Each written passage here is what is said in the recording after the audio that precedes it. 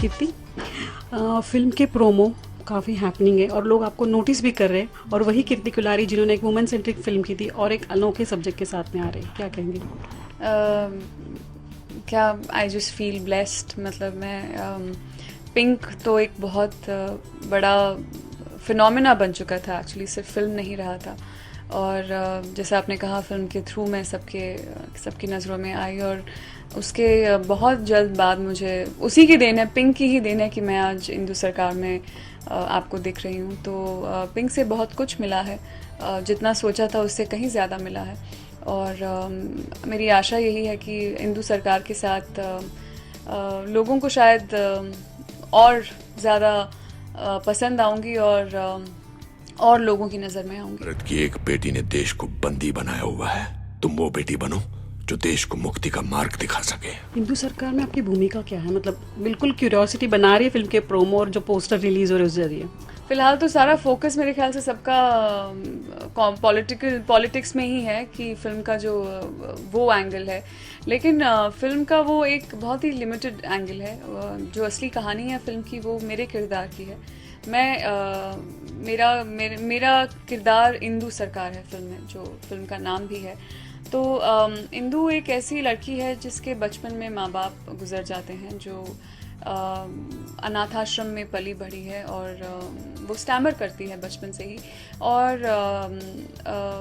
उस कविताएं लिखना उसको बहुत पसंद है। और वो उसका एक ही सपना जो है ज़िंदगी में वो ये है कि वो एक घर चाहती है, एक सुंदर सा परिवार चाहती है, पति चाहती है, और ये सब उसको मिलता है। लेकिन जब इमरजेंसी का जो दौर आता है तो उससे हस्बैंड वाइफ के बीच में कुछ टकरारें शुरू हो जाती हैं, और वो टकरार बढ़ते बढ़ते इतनी बड़ी हो जाती है कि सब कुछ बिखरने लगता है। और उस बिखरने के बीच इंदु ने जो अपने लिए सोचा था उससे बिल्कुल अलग कुछ चीज़ें होनी शुरू हो जाती हैं। लेकिन उनके चलते हुए कैसे वो अपने आप को पहचानना शुरू करती है, अपने आप को जानना शुरू करती है, और कैसे अपने आप को पाती है, अपने आप को पहली बार ज़िंदगी में समझ पाती है, ये उसकी कहानी है। कीर्ति, जैसे कि आप जानते हो कि आज सभी जगह इस फिल्म को लेके आंदोलनें चल रही हैं। मतलब पहले भी फिल्म कंट्रोवर्सी में आ रही थी बिकॉज किसी को लगता था ये किसी रियल लाइफ कैरेक्टर पे बेस है। तो आपने उस फिल्म में एक्टिंग की, क्या कहेंगे इस बारे में? मेरा किरदार जो है वो तो बिल्कुल ही फिक्शनल है, वो किसी भी कैरेक्टर पे बेस नहीं है, इसकी तो मैं गारंटी दे सकती हूँ।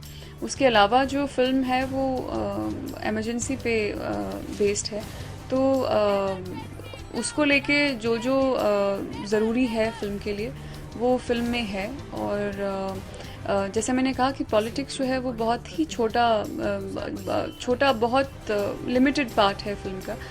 एक पूरी ह्यूमन ड्रामा है, ह्यूमन स्टोरी है मेरे किरदार की।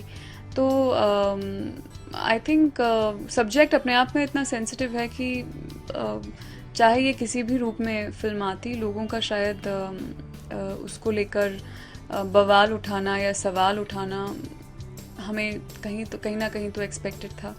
तो अभी चल रहा है और हम उससे डील कर रहे हैं, और आई जस्ट होप कि हम एक ऐसा देश बने जो फिल्मों और राजनीति को या रिलीजन को और ऐसे हर उस चीज़ से दूर रख सकें, क्योंकि फिल्में एक बहुत इम्पॉर्टेंट माध्यम होती हैं, बहुत पावरफुल माध्यम होती हैं लोगों तक पहुंचने का।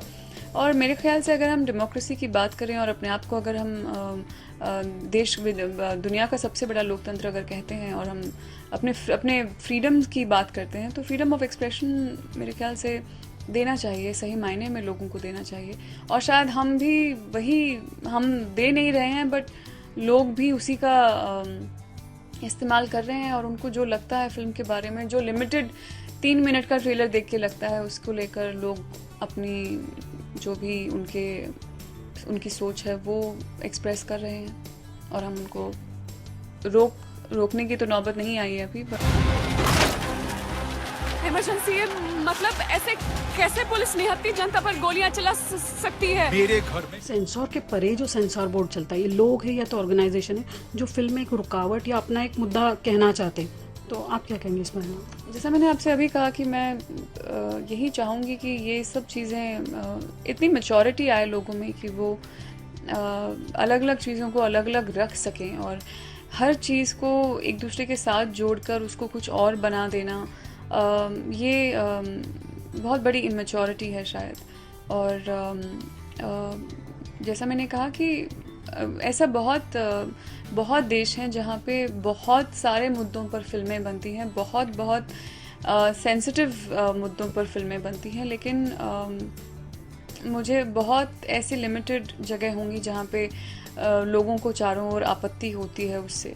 तो लोगों को, हम फिल्म मेकर्स हैं, हम एक्टर्स हैं, हम एक कहानी बताना चाहते हैं और इतनी तो रिस्पॉन्सिबिलिटी हम भी लेकर चलते हैं इस फिल्म का हिस्सा होने के नाते कि हम अपनी मनगढ़ंत चीज़ें नहीं बता रहे हैं आपको। हर चीज़ जो दिखाई गई है, जो हम फैक्ट्स की बात करते हैं, तो वो बिल्कुल जो ऑलरेडी डॉक्यूमेंटेशन अवेलेबल है उसी से ही उठाया हुआ है और वो डॉक्यूमेंटेशन हर इंडिया के हर सिटीज़न के लिए अवेलेबल है। It's not something that we have access to. तो अगर वो इतना फ्रीली अवेलेबल हो सकता है लोगों को, देन विकिपीडिया पे पेज है इमरजेंसी का। तो I am saying why have such a big problem when a film maker tries to make a film on that. Madhur Bhandarkar मतलब एक जाने माने निर्देशक है और वो अच्छी, मतलब बहुत ही अपने एक्टरों से मतलब एक टास्क मास्टर तरीके भी जाने जाते हैं। क्या कहेंगी मतलब इस बारे में?